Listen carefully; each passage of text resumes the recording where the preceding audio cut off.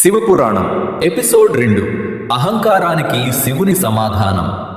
ఒకరోజు సృష్టికర్త బ్రహ్మ మరియు పరిరక్షకుడు విష్ణు మధ్య ఎవరు గొప్పవారు అనే వివాదం ప్రారంభమైంది.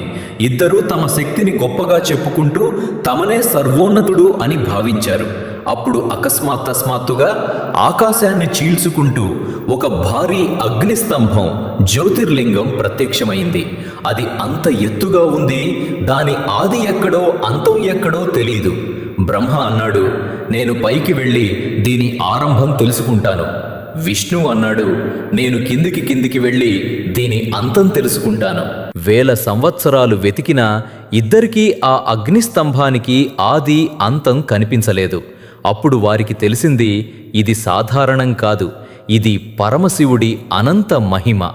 వెంటనే ఇద్దరూ తమ అహంకారాన్ని విడిచిపెట్టి పరమశివుడు శరణు పొందారు.